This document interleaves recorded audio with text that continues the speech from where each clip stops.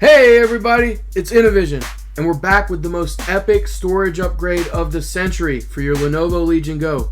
With this mod, you can install an internal NVMe SSD of 2 terabytes, 4 terabytes, and possibly up to 8 terabytes. And this is an internal storage solution that allows you to use your original stock backplate. Beautiful.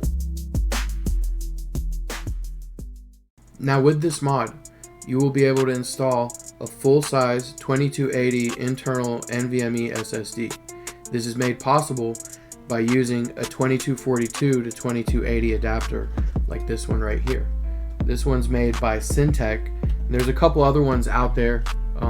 This is just the one that I decided to use.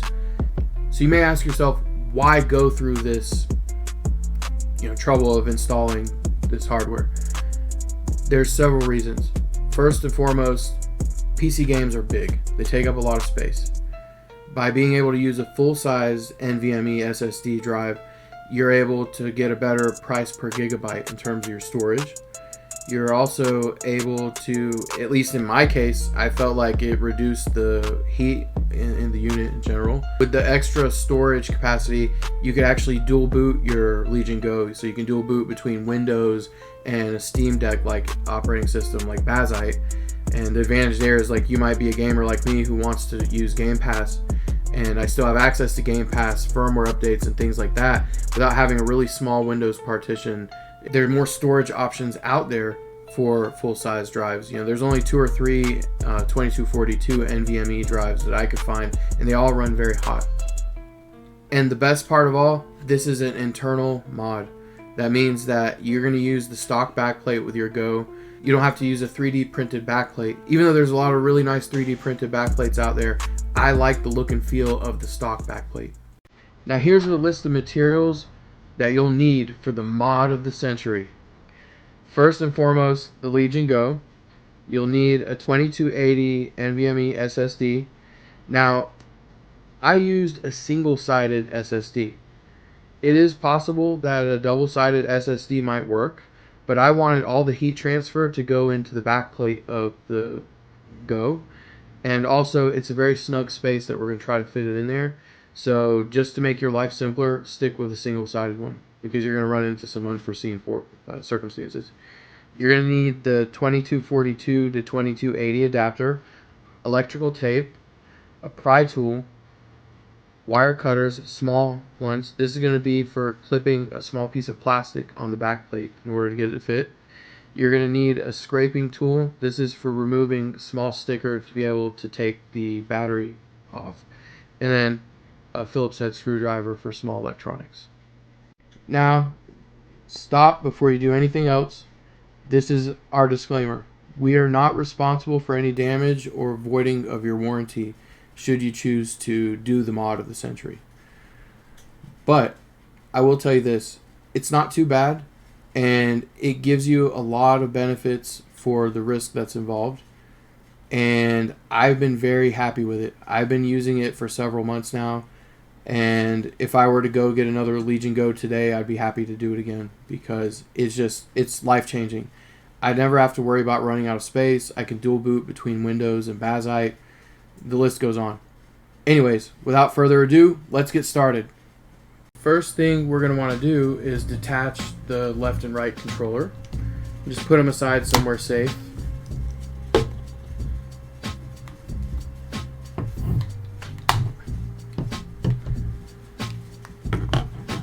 Now for this next part, I like to lay out like a soft cloth or a towel, as long as it's not something with too much static in it.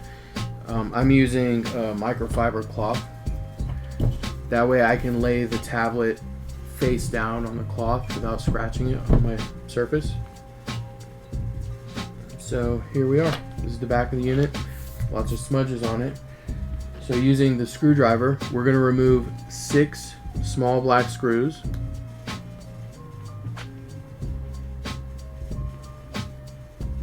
Now as you remove them, put them in someplace safe. For things like this, sometimes I like to use like a little medicine cup or something similar just to keep the screws in. But for this video, I'm just going to put them here on this cloth. They shouldn't roll around too much.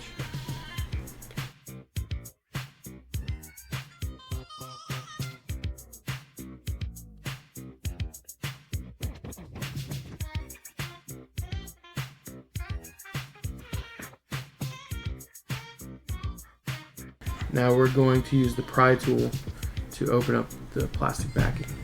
Be careful as you're handling it not to accidentally push the power button, because that can happen.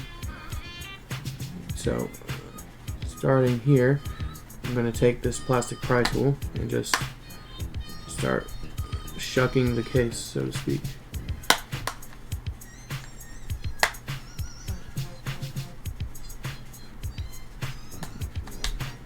Every so many millimeters, there's a little plastic tooth that needs to get detached. You want to do this carefully so that you don't break the backplate.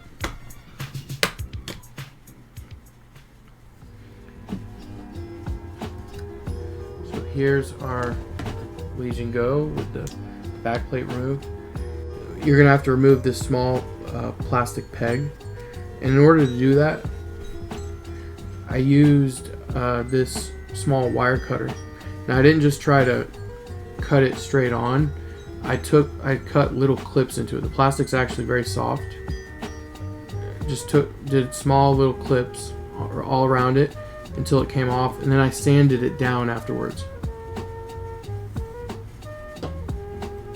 And I'll provide some higher resolution pictures with the peg being circled, just so you can see it. I'll even find some pictures from before if I have them laying around. Alright, so now before we do anything else, we're going to want to disconnect the battery power going to the unit, because the battery can still provide power to it and you don't want to accidentally short circuit anything.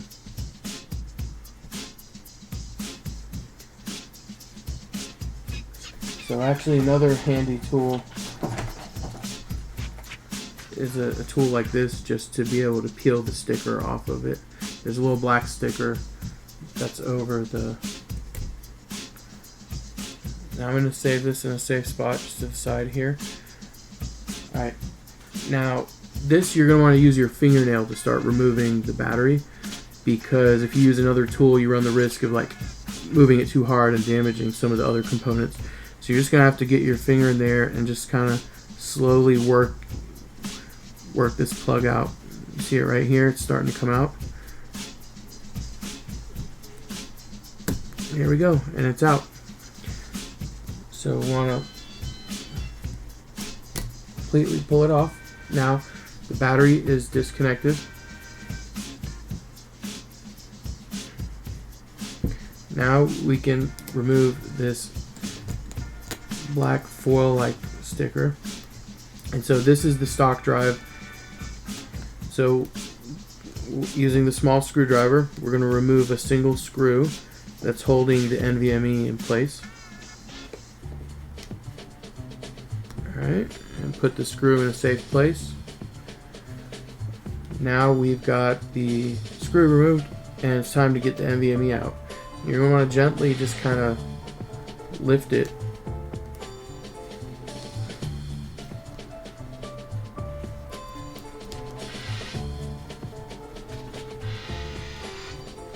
Alright, we got some lift. And don't lift too hard, and don't lift too much of an angle, because it will break the plastic that holds the NVMe on the pins. So this is the stock drive. We're pulling it out, and we're going to replace it with a 4 terabyte NVMe. But before we do that, now we're going to install the Syntec adapter. It's a small silicon PCB. This is where it interfaces to the onboard NVMe slot, and then this is where the 2280 slot will plug in, like that. So again, coming in at a slight angle, gently push it in the slot. Alright, we're in, and make sure it's flush with the screw mounting point. Alright, so now that that's in place, we're going to go ahead and screw this down.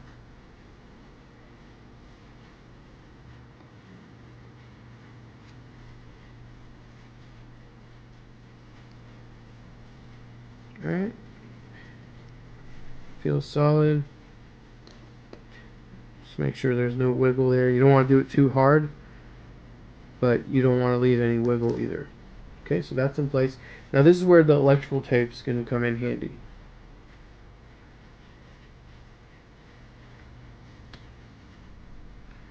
So I'm going to cover this screw. On the back of the NVMe drive, there's no electronic components. It's just a PCB board. But I like to just keep a little separation between the NVMe drive and the screw there. So I'm going to use the scissors to cut a small piece off of this electrical tape. Alright.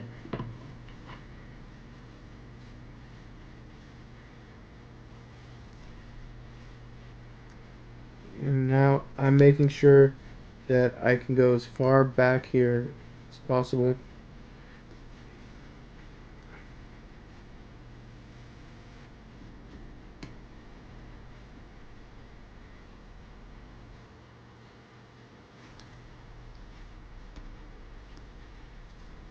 I'm actually going to cut some of this excess off.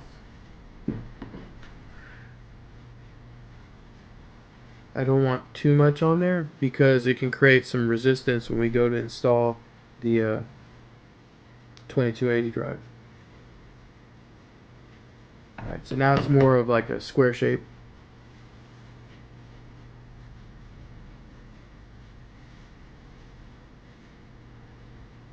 I went as far as I could and I installed it a little diagonally just to make sure that I'm covering all sides of the screw. Alright. And for my 4TB NVMe, I used the Crucial P3 Plus. I'll also provide links in the description. Now the Syntec adapter already came with a small copper like heatsink. It just goes over the memory banks. So we're gonna install it flush with the Syntec adapter, and you should hear a little snap. Heard a little snap. Now we don't have a screw hole here. It's possible that you might be able to come up with a way to screw to hold it down, but it's actually pretty tight quarters once the case backing goes on it. So what I do is I just grab another piece of electrical tape and just use it to hold it in place, because once the case is on there, there's really no place it can move. So cutting off another strip of electrical tape. Now that for this application, you want to get a generous piece of electrical tape to make sure that you cover it. So you're going to want to hold down the drive, not hard, just so that's not kind of popping up, and just apply that piece of electrical tape right about there. Now then go ahead and put this sticker back in place. Now it has nowhere to go. Now we can go ahead and reinstall the battery.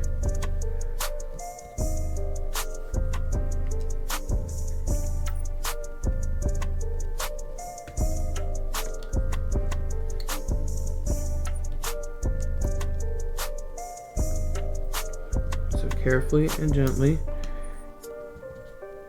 get it back in the railing. You might end up causing that sticker that we just installed to pop back up, but that's okay. We can fix it. Okay, so now it's there. Power on the device into BIOS mode to make sure that the drive is visible and accepted. If I see the drive in the BIOS, then I know that everything went well and I can put the backplate back on. So to boot into the BIOS, hold the volume up button and the power button at the same time.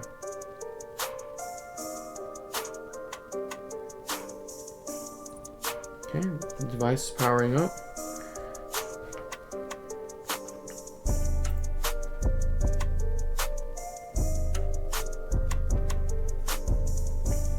Also note, when you remove the battery, that first boot up again does take quite some time. It could be because the BIOS is having to reconfigure some stuff. It could be, just running some hardware diagnostics and things like that. If you think of it as like losing power and having to get all the systems back up and running. So you'll want to go into BIOS setup. Now in my case, I've been using this for a few months now. Windows has already been installed, but coming from a brand new drive, that won't be the case. So you'll go into more settings, and then you can see right here, NVMe SSD. It detects the 4 terabyte drive we just installed. Now that we can see our NVMe SSD, we're going to want to hold down the power button for 5 to 10 seconds to turn the console off so we can go ahead and reinstall the backplate. Honestly, once you got the case back on, again, the components will start heating up and cooling down. Everything will just stick and it won't have any place to move. Alright, so we're putting the backplate back on. You'll just want to go around the perimeter of the backplate, just snapping.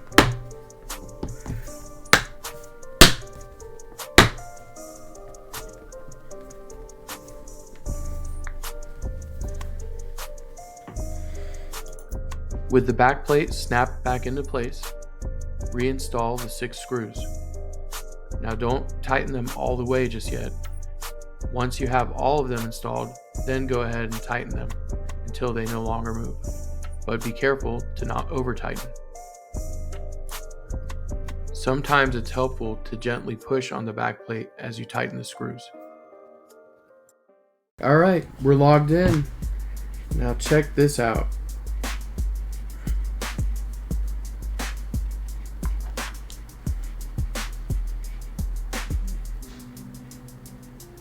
We've got 4 terabytes of storage. Now notice that only 3.63 terabytes are actually usable, but I have plenty of space for all my games now.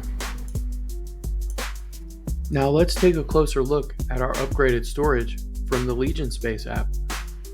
Here we're running the latest version of Legion Space, and wow, this is really nice. The console has come a long way since launch. Ever since the latest set of firmware, graphics card driver, and Legion Space updates have been released, the console seems to run a lot smoother on the auto TDP setting. Overall, I'm a lot happier with this device than I was at launch. We decided to run a benchmark to compare the performance of the stock 512GB drive to the performance of the upgraded 4TB 2280 drive. For this, we used Crystal DiskMark. We used the same version of the software on both drives, and we used the default test setup that goes through random disk read and write benchmarks. In general, the upgraded drive performs on par or slightly better than the stock drive, with the exception of the second sequential read test. This could be due to several factors, including differences between the SSD drives themselves, or even latency introduced by the 2242 to 2280 adapter. But I don't believe the adapter is the cause for the differences we see here. Otherwise, we would see differences carry through all the tests. So I'm leaning towards it being due to the innate differences in the drives themselves. To get a better bound on potential latency introduced by the adapter, a good test would be to install the stock drive into the 2242 to 2280 adapter and rerun the test. This is something we can do if our subscribers are interested in seeing it. Here we have temperature data collected during the benchmark we just covered. The top figure is the stock 512GB drive. The bottom figure is the upgraded 4TB drive. Now going through the temperature data columns from left to right, the first column is the current temperature, the second column is the minimum temperature, the third column is the maximum temperature, and the fourth and final column is the average temperature. Wow, look at that! The upgraded drive runs so much cooler. My whole goal here was to significantly increase my storage and lower my temperatures. I think we achieved the goal here. Now be sure to hit that like and subscribe button so you can stay up to date on the latest gaming tips, tricks, and upgrades.